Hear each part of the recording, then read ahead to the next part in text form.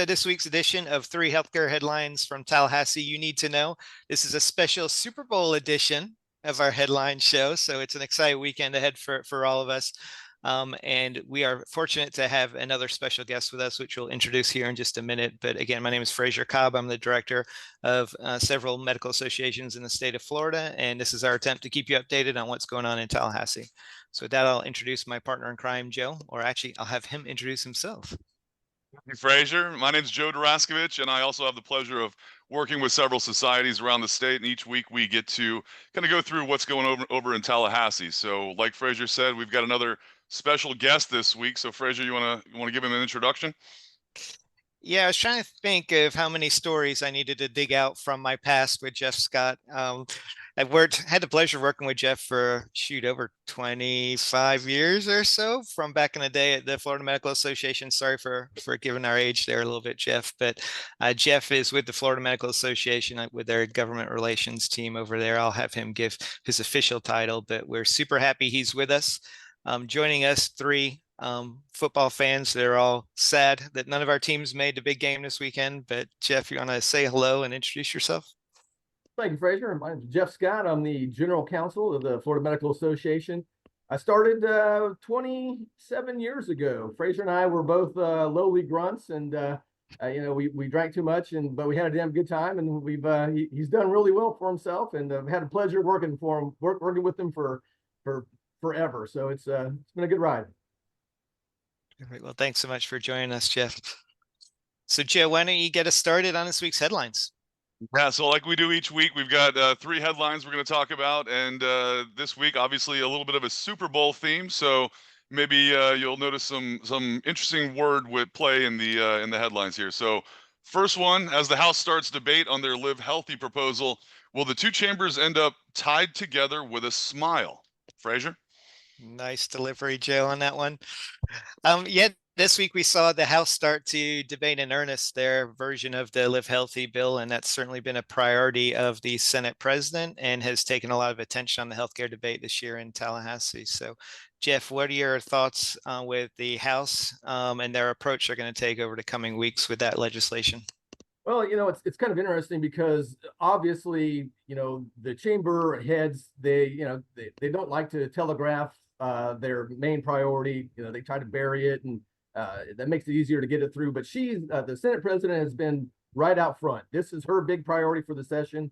She passed it out of the chamber in the second week of session, really early, and it's sat over in the House in messages since. So you're trying to, what we're hearing is that the Senate wants to pass their language as is. They don't want it bounced.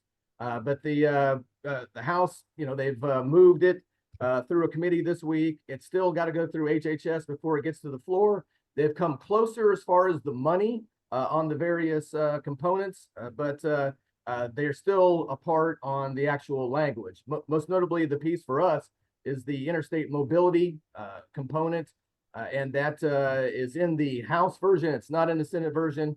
How they marry the two, it's still yet to be seen.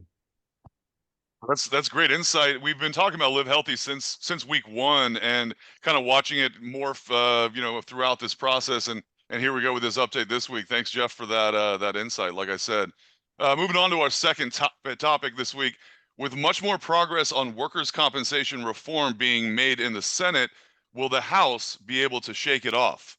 Fraser? Thanks for that, Joe. Sorry, I had to chuckle on that one. Yeah, the workers' comp legislation continues to move forward, and as the headline noted, we have made more progress over on the Senate side than the House. The bill actually passed its third committee of reference on the Senate side this week. So now it is ready for debate on the floor of the Senate, which is fantastic.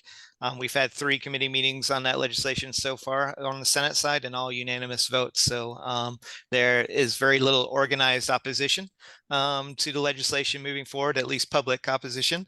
So we're hopeful now we've made that progress on the Senate side that we can get it moving again in the House. Over on the House side, it has passed 1 committee. It's got 2 more left. The agenda for its next committee comes out today at 4:30. We are hopeful that it's going to be on the agenda. We've heard it may be, so we don't want to assume that yet until we see the agenda come out, but we're certainly hopeful.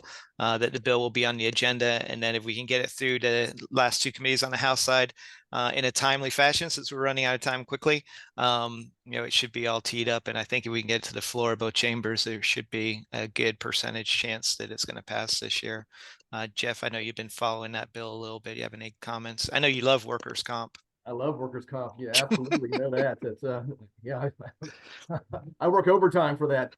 It's we had a conversation with the bill sponsor on the House side. It's the bill's obviously been stalled, and we're trying to figure out, why. Is it the chair of the State Administration and Technology Appropriations Subcommittee?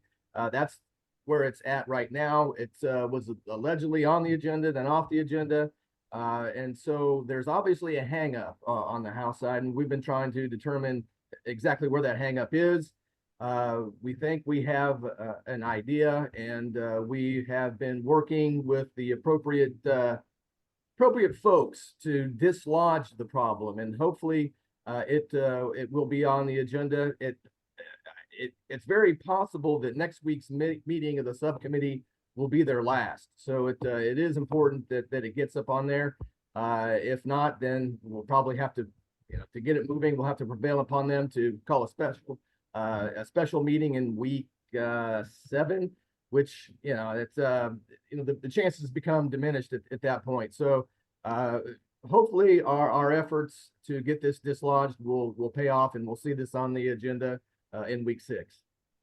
Well, that's something also we've been talking about each week is what gets on the agenda, what doesn't get on the agenda. When that's public. It's been really interesting watching that kind of unfold throughout this session. So we'll keep an eye on that and update everybody on that next week. Moving on to our third topic here, what is the latest on the reinstatement of medical malpractice caps and wrongful death expansions? Is this going to be simply a situation of right where you left me, Fraser? Terrific. Thanks, Joe. And I'm going to punt to Jeff on this totally, since given his legal training, he has much more insight on wrongful death and med mal than I do. So I'm totally going to throw this over to Jeff for an update of where we are in this bill.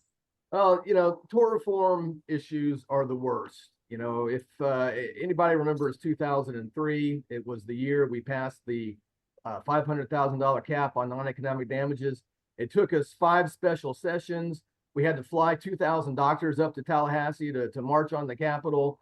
We had affidavits. We had, it was just a total effort. We had the governor fully on our side. This year, the problem is there is a wrongful death exemption bill, and without getting into details of what that is bad tort reform for doctors, and that's something we've killed for over 30 years. But it's getting momentum. And this year, the sponsor was a prominent Senate Republican, which is unusual for that bill. And so, in order to stop that bill, what we decided was to combine it with something on good tort reform, and that would be reinstating the caps on non-economic damages that we passed in 2003 that the Supreme Court declared unconstitutional. So we've married those two issues together into one bill. We've got it through a committee in the Senate. It's now sitting in fiscal policy. We're hoping that it will be up next week, and then we can get it through rules and send it to the floor. But the progress on the House side is decidedly slower. And what we're hearing is that we're going to need to get a PCB up out of judiciary to get this thing moving. And it didn't make the agenda this week. We'll see if it makes the agenda for Wednesday of next week. Our intel is that chances aren't great. So right now, I would say that it's going to be a slog, and it's trench warfare at this point. And we're hopeful we can keep it moving on the Senate side. And it's just, comes down to House leadership and what they want to do on the House side. If we're going to see that, a likely scenario is that nothing happens. And, if that's the case, then, well, the wrongful death, the bad tort reform doesn't pass. So, it wouldn't be the worst thing that happens, but, if we could get something, get that cap reinstated, give the Supreme Court another chance to take a look at it, that would be fantastic. Wow, Fraser, I'm glad we had Jeff on board this week because he gave a thorough breakdown there, and we really appreciate that. Fraser, any last thoughts that we need to get out there? No, I'm just glad I punted to Jeff on that one. That was like he's a great punter. Ray Guy move Hey, there, guy, maybe. yeah. Yeah, there you go. There we go. There we go. A Yeah, little football reference. yeah, and Jeff, one other thought on that. Just some high level thoughts from you of where we are in session. We'd mentioned the struggles that some of the bills are having getting on the agenda. I think I read somewhere like 700 bills that were filed have not had a single hearing yet in any committee. So we are quickly, well, we're at the halfway point, right? A session this week, we crossed the 30-day mark. So any kind of high level thoughts on how the session is shaping up for organized medicine in the state? Well, yeah, I mean, the good thing from a scope of practice standpoint is that if your bill hasn't been heard in its first committee, it's probably dead. The chances of most of the subcommittees won't meet again, and so if you haven't got up, then you've missed your shot. So the things like APRN, CRNA, independent practice, psychology, price prescribing, the naturopath bill, the acupuncture bill, all those scope of practice things, they look like they're pretty well dead. Unfortunately, that is about the same for some of our priority issues regarding prior authorization, step therapy, and those issues. So as we head into the second half of the session, things that have passed at least one committee are the things that are still in place. So look for that. The workers' comp bill is in, it's in good shape. It's moving. And we've got some other things as well. On the budget side, it looks great. We're in good shape as far as getting money for the loan reimbursement and GME. So it's now we got to buckle down and have that second half push and get it across the goal line, and we'll see what happens. Well played, Jeff. Well played. All right. That was very nice. Get it across the goal line. One more thing as we roll out here, let's do predictions. We should do predictions for the big game, right? Sure. So I'm going, unfortunately, I'm going to be cheering for the 49ers, but in my heart, I think the Chiefs are going to end up pulling it off this weekend. So, Jeff, what do you think? I would concur. I hate the 49ers, but if they win, I win $500. So I would be satisfied. There you go. And yeah, as a Jaguars fan, I got to see in person the Chiefs and the 49ers this year. They both beat my Jaguars. So I'm going to go with the AFC and pick the Chiefs this weekend. Nice. Well done. Well, we can all cry in our beers as we see other teams playing in the Super Bowl again this year. We sure will. Well, hey, Jeff, thanks for joining us again. That was tremendous insight and great recaps of all those different legislative issues that we've been following.